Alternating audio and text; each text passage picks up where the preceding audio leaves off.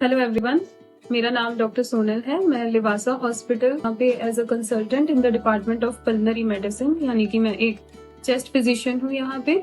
हम आज बात करेंगे एडल्ट वैक्सीनेशन, यानी कि जो 65 साल से ऊपर के लोग हैं उनमें कौन कौन सी वैक्सीनेशन रिक्वायर्ड है, एंड बीइंग अ पल्मोनोलॉजिस्ट जो रेस्पिरेटरी डिजीज वाले वैक्सीन हैं उनके बारे में हम आज डिटेल में बात करेंगे। वैक्सीनेशन का मतलब होता है कि हमारी बॉडी में हम जो भी बीमारी से बचने के लिए वैक्सीन दे रहे हैं उस बीमारी के कीटाणु को या तो कमजोर करके या फिर उस बीमारी के कीटाणु के किसी कण को, किसी प्रोटीन को हमारी बॉडी में इंजेक्ट किया जाता है सो दैट हमारी बॉडी के अंदर उस बीमारी के कीटाणु के लिए इम्यूनिटी डेवलप हो जाए और हमारी बॉडी के अंदर मेमोरी के अंदर वो चीज स्टोर हो जाए कि दोबारा से अगर वो कीटाणु अटैक करेगा तो कौन सी एंटीबॉडीज फॉर्म होनी है।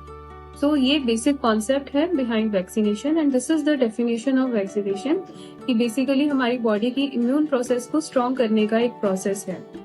देन वैक्सीनेशन की क्या क्या इंडिकेशंस है एंड क्या क्या रिकमेंडेशंस हैं। हर इंसान जो 65 साल की उम्र से ज्यादा है उसमें रेस्पिरेटरी वैक्सीन यानी कि निमोनिया के वैक्सीन, इन्फ्लुएंजा के वैक्सीन रिकमेंडेड है। शिंगल्स का वैक्सीन जो कि जोस्टर से बचाता है वो रिकमेंडेड है। डीपीटी का वैक्सीन यानी डिप्थीरिया, पर्टिसिस एंड टेटनस का वैक्सीन, बहुत सी गाइडलाइंस जो कि रेकमेंड करती हैं ये वैक्सीनेशन।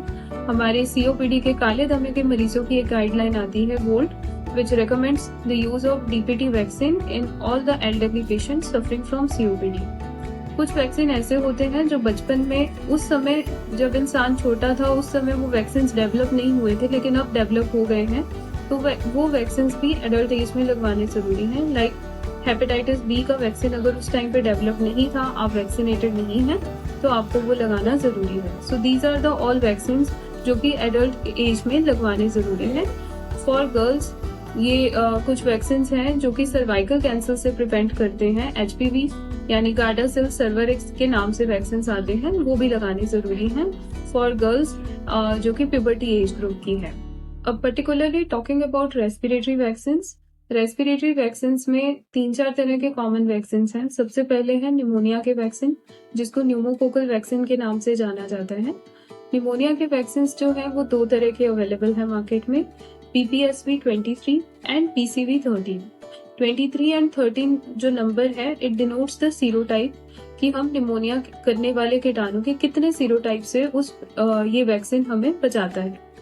तो सबसे पहले सीवी वैक्सीन लगवाना होता है जो भी इंसान 65 से ऊपर है या जिसकी इम्यूनिटी कमजोर है। इम्यूनिटी कमजोर एज इन कि किसी को डायबिटीज की, शुगर की प्रॉब्लम है, किसी को किडनी की प्रॉब्लम है और रेगुलर डायलिसिस हो रहा है, अगर किसी का ट्रांसप्लांट हुआ है, कोई कैंसर पेशेंट है या फिर किसी को लॉन्ग टर्म स्टेरॉइड चल रहा है, कोई गठिए का मरीज है जिसको स्टेरॉइड चल रहा है, तो ऐसे पेशेंट्स की इम्यूनिटी कमजोर होती है। इस सिनेरियो में हमें ये वैक्सीन जरूर लगवाना है। सबसे पहले पीसीवी वैक्सीन PCV 13 लगता है।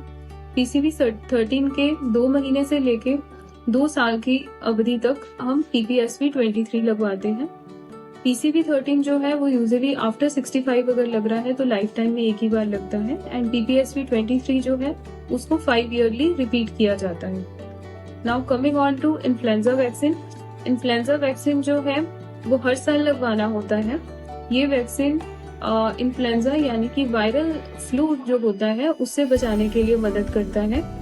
इस वैक्सीन को यूजुअली अक्टूबर से लेकर फरवरी के महीनों में लगवाना होता है बिकॉज विंटर्स में ज्यादा चांसेस होते हैं ये इन्फेक्शन होने के। सो रेस्पिरेटरी वैक्सीन में सबसे पहले pneumonia vaccine, then influenza vaccine and third covid vaccination जो है दैट इज ऑल्सो एसेंशियल, वो भी वायरल निमोनिया से बचाने के लिए था, तो कोविड वैक्सीनेशन आती है रेस्पिरेटरी वैक्सीन में for adult patients. Now talking about some myths about adult vaccine.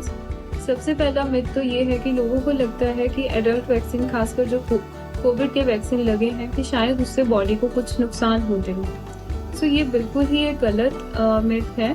जो एडल्ट वैक्सीन है उसकी जो कॉमन कॉन्ट्राइंडिकेशंस हैं वो ये है कि अगर पेशेंट को फेब्राइल इलनेस चल रही है, किसी भी कारण से बुखार या वायरल इलनेस चल रही है, तब पेशेंट को वैक्सीन नहीं लेना है।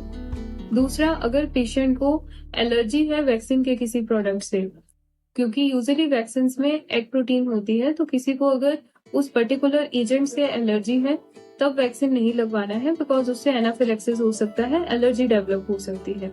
अदरवाइज ऐसे कोई और मेजर कॉन्ट्राइंडिकेशंस, कोई एब्सोल्यूट कॉन्ट्राइंडिकेशंस नहीं है वैक्सीन की। वैक्सीन के साइड इफेक्ट्स पे अगर हम बात करते हैं तो लोगों को लगता है कि शायद कार्डियक इलनेसेस हो सकती हैं, रेस्पिरेटरी फेलियर हो सकता है वैक्सीन से, तो यूजुअली ऐसा नहीं होता है।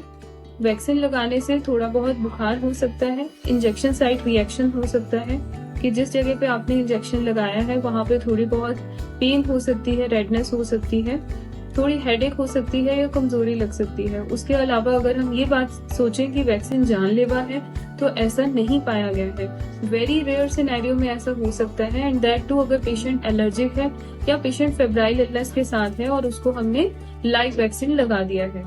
सो these myths they needed to be cleared. So I hope मैंने अपनी इस वीडियो के जरिए आपके कुछ myths वैक्सीन के बारे में क्लियर किए हैं, and I hope this video finds you well and this video is helpful for you. Thank you very much.